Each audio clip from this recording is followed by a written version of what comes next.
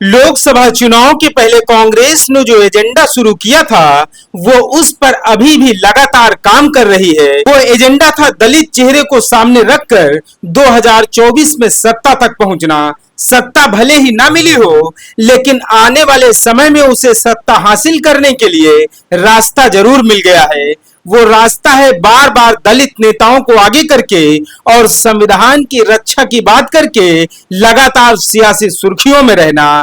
कांग्रेस को लगातार 2014 और 2019 में 2 बार करारी शिकस्त मिल चुकी है, लेकिन जब मल्लिकार्जुन खड़गे के रूप में कांग्रेस ने अपने अध्यक्ष के रूप में दक्षिण भारत से एक सीनियर दलित नेता को चुना तो पार्टी में थोड़ी हलचल मच गई। कांग्रेस ने इसके बाद अपनी विचारधारा में भी बदलाव करते हुए अपने आइडल लीडर्स महात्मा गांधी को पीछे छोड़कर बाबा साहेब अंबेडकर को आगे किया। 2014 और 2019 में लगातार सॉफ्ट हिंदुत्व के नाम पर चुनाव लड़ रही कांग्रेस को जब कामयाबी नहीं मिली तो उसने मान्यवर कांशीराम साहब के बहुजन वाले फॉर्मूले पर काम करना शुरू किया। राहुल गांधी को इसके लिए अच्छा खासा प्रशिक्षण दिया गया। राहुल गांधी को संविधान की किताब पकड़ाई गई और जाति जनगणना समेत नौकरियों में आरक्षण के मुद्दों पर बोलने के लिए कहा गया। राहुल गांधी भी फटी हुई जेब और जनेऊ दिखाकर काफी ज्यादा थक चुके थे, क्योंकि उससे कामयाबी नहीं मिल रही थी। लेकिन जैसे ही बाबा साहब की फोटो, संविधान की किताब और जाति जनगणना और बहुजनों की बात करने लगे तो राहुल गांधी के साथ लोगों का जुड़ाव शुरू हो गया। राहुल गांधी को भी अब इस वाले रास्ते पर चलने में अच्छा लगने लगा। बहुजन की बात करते करते कांग्रेस को कुछ ऊर्जा मिलने लगी। लोकसभा चुनाव तक ज्यादातर प्रेस कॉन्फ्रेंसों में मल्लिकार्जुन खड़गे कांग्रेस का नेतृत्व करते रहे। इंडिया गठबंधन बना तो मल्लिकार्जुन खड़गे के पीएम बनने की चर्चाएं भी शुरू हो गई, जो कि कांग्रेस के लिए फायदेमंद साबित होता गया। पूरे लोकसभा चुनाव के दौरान राहुल गांधी ने अपने हर मंच से संविधान की किताब लेकर जनता को संबोधित किया। यूपी में कांग्रेस की सहयोगी सपा ने भी संविधान और आरक्षण बचाओ के नारे को बुलंद करके चुनाव में जोर लगाया। दूसरी तरफ सोशल मीडिया पर बहुजन समाज पार्टी की निष्क्रियता के कारण बहुजन समाज का एक बड़ा हिस्सा इंडिया गठबंधन से जुड़ता रहा। बसपा प्रमुख मायावती अपने पुराने अंदाज में सिर्फ प्रचार करती रही, लेकिन उसका जनता पर कोई ज्यादा असर नहीं हुआ। आकाश आनंद के आने से कार्यकर्ताओं में जोश और उत्साह तो बढ़ा, लेकिन थोड़े ही दिनों बाद उनको घर पर बैठा दिया गया।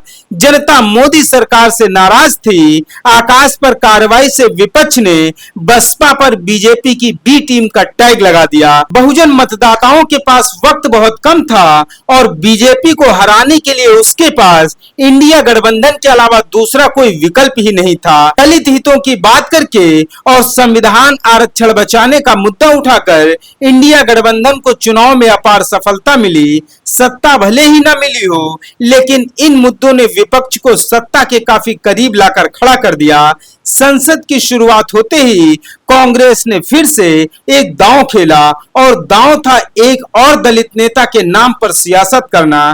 कांग्रेस को पता था कि वो स्पीकर का पद विपक्ष को नहीं मिलने वाला है, लेकिन उसके बाद भी उसने एक दलित नेता को स्पीकर के पद पर खड़ा कर दिया। कांग्रेस ने अपने पुराने अनुभवी दलित सांसद के सुरेश को स्पीकर के पद पर चुनाव मैदान में उतार दिया। के सुरेश चेरामार समुदाय से आते हैं, जो कि अनुसूचित जाति में आती है। संसद में ध्वनिमत से ओम बिड़ला को फिर से स्पीकर चुन लिया गया और के सुरेश चुनाव हार गए। चुनाव हारना तो पहले से तय था, लेकिन कांग्रेस अपने मकसद में कामयाब हो गई।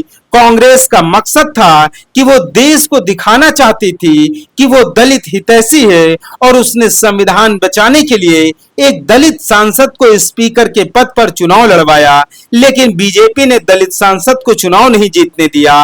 अब कांग्रेस फिर से लोगों को बताएगी कि मोदी सरकार में संविधान खतरे में है। एक दलित सांसद को स्पीकर नहीं बनने दिया गया। सांसदों के शपथ ग्रहण वाले दिन से ही कांग्रेस ने अपने मूल एजेंडे पर काम करना शुरू कर दिया था। इंडिया गठबंधन को जिस संविधान और आरक्षण के मुद्दे पर कामयाबी मिली है, उसे वो इतनी आसानी से नहीं छोड़ेंगे और इसी का नतीजा है कि संसद के पहले दिन से ही विपक्ष के ज्यादातर सांसद संविधान की किताब लिए हुए नजर आए। कुछ ने शपथ ग्रहण के दौरान जय भीम भी बोला, लेकिन सिर्फ जय भीम बोलने और संविधान की किताब दिखाने से दलितों का उद्धार नहीं होने वाला है। दलितों के उत्थान के लिए अगर कांग्रेस को सच में काम करना है तो सरकार पर दबाव बनाए और दलितों को निजी क्षेत्रों में आरक्षण मिल सके, इसके लिए संसद में चर्चा होनी चाहिए। देश के आर्थिक संसाधनों में दलितों की हिस्सेदारी हो, इसके लिए चर्चा होनी चाहिए। दलित और पिछड़ों को उनकी संख्या के अनुपात में हिस्सेदारी मिल सके, इसको लेकर कोई ठोस प्लान बनाकर संसद में चर्चा हो। कहीं कांग्रेस का उद्देश्य बसपा के दलित वोटरों को अपने पाले में लाना तो नहीं है? क्या कांग्रेस यूपी में बसपा का पूरी तरह से सफाया करना चाहती है? यूपी में कांग्रेस ने संविधान और आरक्षण की बात करते करते वोट प्रतिशत में बसपा से भी आगे निकल चुकी है। इस कांग्रेस ने राजीव गांधी के बाद बाबा साहब को भारत रत्न दिया हो, वो कांग्रेस आज दलितों को आगे बढ़ाने की बात कर रही है। बाबा साहब को भारत रत्न तब मिला था जब बसपा केंद्र में मजबूत होने लगी थी। बसपा जितनी ज्यादा मजबूत होगी, कांग्रेस उतना ही ज्यादा कमजोर होगी। इसलिए बसपा की विचारधारा और उसके मुद्दों को हाईजैक करके शायद अब कांग्रेस बसपा के बेस वोट पर नजर गड़ाए हुए है। फिलहाल अभी 18वीं लोकसभा की शुरुआत हुई है और देखना है कि कांग्रेस अपनी कार्यशैली में क्या बदलाव लाती है, या फिर संविधान और आरक्षण बचाने वाला उसका मुद्दा ऐसे ही सोशल मीडिया पर चलता रहेगा। आपसे अपील है कि आप एक भारत को शेयर और सब्सक्राइब जरूर करें, जिससे कि शोषितों, पीड़ितों और वंचितों की आवाज को सत्ता तक पहुंचाया जा सके। धन्यवाद।